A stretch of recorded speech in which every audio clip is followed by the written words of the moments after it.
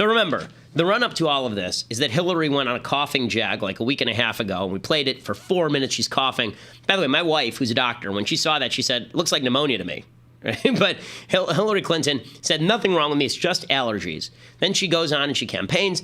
And remember, the media was saying anybody who has even mild questions about her health is a sexist. Chris Chaliza of the Washington Post wrote a piece 5 days ago, in which he said, you must stop asking questions about Hillary's health. There's nothing there. There's no reason to ask questions about Hillary Clinton's health. And then this happened on Sunday. This is at the 9/11 memorial. It was 75 degrees and breezy outside.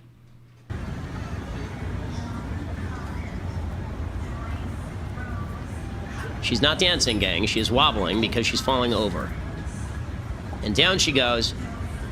And they take her, and they then proceed to shovel her in the van like Freddie Gray in the back of a Baltimore police van. And then they speed off, and they leave the media behind. And then after that, all that happens. And we'll add a closer angle. This was slightly suspicious. They say that this is glasses falling out of her pants, but look at her right leg. Okay, look at her right leg in this particular video. They slowed it down so you can see. Okay, something fell out of her leg, pant leg right there, and you don't know what it is. See? Here we go.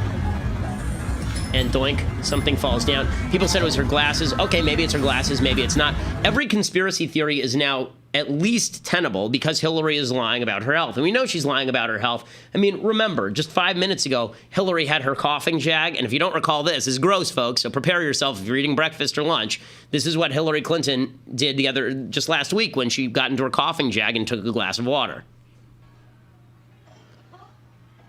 Yeah, that is some yucky stuff falling right in the glass from Hillary's face. So, again, something is wrong with Hillary. Hillary is sick. Okay, she's sick. So they drive her off. And the media don't even cover this. Only Fox News covers this, and the only reason they cover it is because, one, they have a reporter on the ground, and two, these angles that we're seeing, they're not coming from members of the news media, they're coming from civilians. So if this had not been caught on tape, you know Hillary would have lied about it. You know that the Clinton campaign, that the media, they would have said, how dare you imply anything happened? This is all just conspiracy theory nonsense. No way any of this happened. It just can't have happened. You must be crazy. They caught it on tape. So they shove her in the van like a sack of old turnips, and then they drive off. And they leave her shoe behind. She's like old, frail, dying Cinderella. They leave her shoe behind, and the NYPD has to come back and grab it and take it to her later and fit it back on her foot. So they take her away, and we don't know where she goes. For like an hour, we have no clue where she went. And then they release a statement. Don't worry, she didn't go to the hospital. She went to Chelsea Clinton's apartment.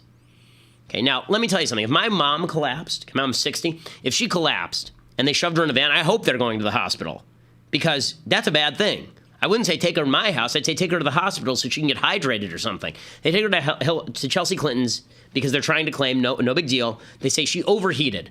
And then the media start claiming that this is, Manila, that this is like it's the hottest place on earth. It's so humid. It's so hot. It's like the bowels of hell. And it was the bowels of hell in New York City yesterday. I know a bunch of people in New York City yesterday. They were out having a good time, walking their dogs. Apparently, it was really nice yesterday. It was like mid-70s, kind of 40% humidity. It was actually the coolest day of the weekend. And they were claiming that, no, Hillary, she was brave for even going out there. Now, nobody bothers to ask. So how many people actually fainted like Hillary? How many people just collapsed like Hillary? They didn't bother asking that. They also claimed that Hillary stumbled. Okay, she didn't stumble. When you look at the tape, she's wobbling. She's not moving. Stumble implies I take a step forward and trip over somebody. Unless she tripped over Harambe's ghost, she didn't trip over anybody. Okay, she lost control over her legs, and she lost control over her consciousness, and she fell over. So they take her away, and then we find out she's at Chelsea's. And then she emerges from Chelsea's. And she comes out, and a little girl breaks through Secret Service and runs up to her for a hug. Now, let me tell you something about Secret Service. You don't break through Secret Service. Okay, this is what we call a pre-planned photo op. So she walks out, and this little girl breaks through and gives Hillary a big hug. Oh, for Christ's sake. You remember the media? Oh, yeah. For Christ's sake. Because they know how ridiculous this is. And the little girl comes out, and Hillary's waving to the crowd, and then she gets back in that van. She goes up to Chappaqua. She cancels her events for the next couple days. So what happened? Well, hours later, they say what actually happened is that she's been coughing because of allergies, but she was diagnosed with pneumonia on Friday, but she's on antibiotics, and then she was overheated on Sunday. Okay, none of this makes any sense. Okay, that cough was not allergies. There was the media were on top of her on Friday. I'm not sure when she had time to go to the doctor to be diagnosed with pneumonia. And then they came out with another story later in the day where they said there's this virulent, contagious disease, basically, this virus that has struck down half of Hillary's staff. It struck down half of her staff. Robbie Mook had to go to the hospital, which begs one question, which is, so you've got patient 0 in the stand over here hugging a small child knowing she's contagious and ill, right? I'm ill. You know what I do when I'm ill? I sleep in a different room than my wife, and I sleep in a different room than my kids because I don't want them to get sick. Hillary Clinton says, well, as long as I'm not going to suck out the soul of the child, I may as well get the kid sick with pneumonia. Like, where are the parents? You think the parents feel good about that? Yeah, honey, go on. Hug the old lady who's disease-ridden. A great idea. What a great idea. So it's going to be, it is going to be the height of irony when our decisions about who to vote for are completely decided by the fact that Hillary was, again, patient 0 in some sort of tragic epidemic that wipes out 3/4 of the American population.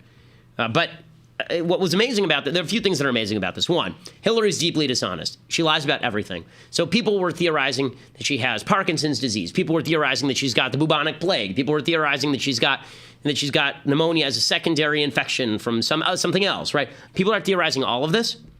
And before, that was all conspiracy theory crap. Now, you can't believe anything Hillary says. You can't believe a word that comes out of their mouth. And she's still not releasing her full medical records.